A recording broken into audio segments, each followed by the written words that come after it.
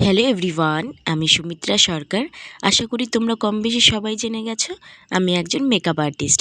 আর জানো তো আজকে আমার লোকেশন ছিল বানিয়াল। এটা আমার বাড়ির থেকে খুব একটা দূরেও নয়, আবার খুব একটা কাছেও নয়। দিদিভাই যখন আমাকে বুকিং করেছিল, দিদিভাই আমাকে বলেছিল সে নাকি আমাকে চেনে। বাট ট্রাস্ট মি, আমি দিদিভাইকে একদমই চিনতাম না, জানতাম না। বাট সত্যি বলতে দিদিভাই যে এতটা ভালো ছিল, এত মিশুকে ছিল, তোমাদেরকে কী আর বলবো। আর দেখতেই পারছো এখানে গিয়েই তো আমি কাজে লেগে পড়েছি। আমি জানো তো সবসময় প্রত্যেকটি ব্রাইডের ক্ষেত্রেই আমি আগে শাড়িটা পরিয়ে নিই, দেন আমি হেয়ার স্টাইল করি।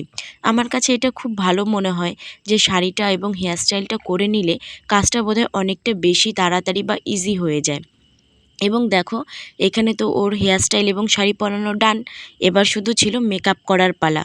আর জানো তো দিদিভাইয়ের লগ্নটা ছিল এত তাড়াতাড়ি যে তোমাদেরকে কি বলবো। প্রথম থেকে আমরা ভীষণ তাড়াহুড়ো করছিলাম।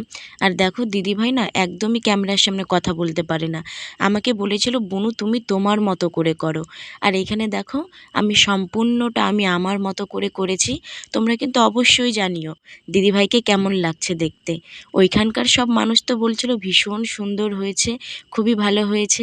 দিদিভাইয়েরও ভীষণ পছন্দ হয়েছিল এবং তোমরা জানিও কেমন হয়েছে। আর এইখানে দেখো দিদিভাই আমাকে টাটা করে চলে যাচ্ছিল তার বিয়ের মণ্ডপে। আর এইটা ছিল দিদিভাইয়ের ফাইনাল লুক। আর জানো তো আমি আজকেও সেরকম ছবি ভিডিও কিচ্ছু করতে পারিনি। ওই যে বললাম দিদিভাইয়ের লগ্নটা ছিল ভীষণ তাড়াতাড়ি।